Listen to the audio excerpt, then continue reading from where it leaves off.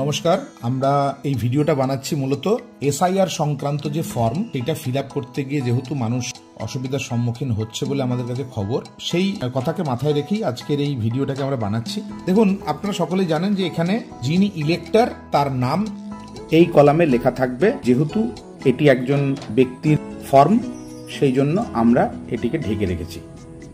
এখানে নাম থাকে, এখানে ইলেকশনের সমস্ত ডিটেলসগুলো থাকে, serial number, part number, AC number এগুলো থাকে, এসি নাম দেওয়া থাকে।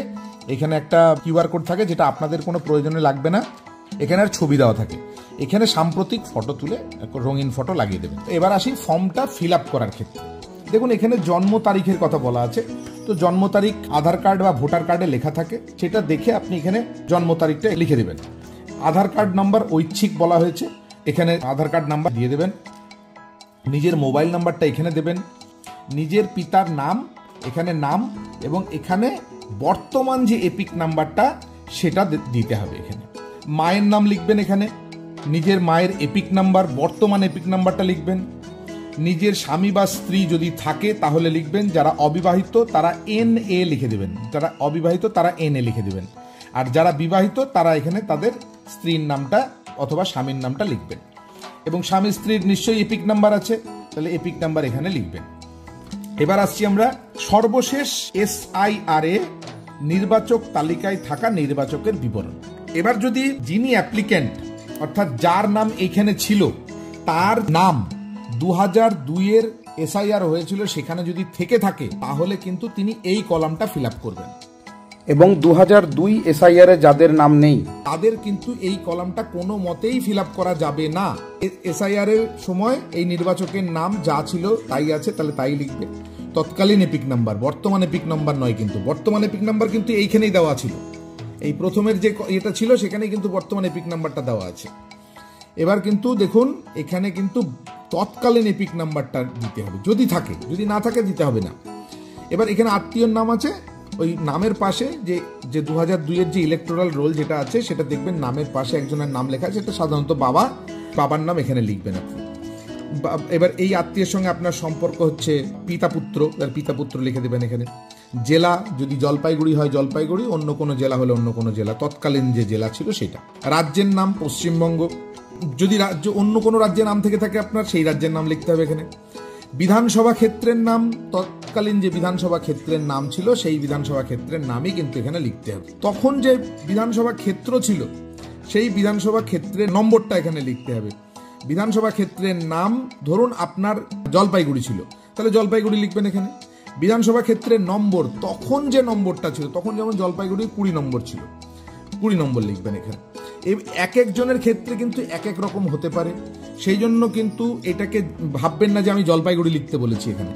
এখানে ভাববেন আপনি তৎকালীন সময়ে 2002 সালে আপনি যেখানকার ইলেক্টর ছিলেন সেইখানকার ডিটেলস কিন্তু এখানে লিখতে হবে। বিধানসভা ক্ষেত্রের নম্বর, তৎকালীন যে নম্বর সেটা লিখবেন।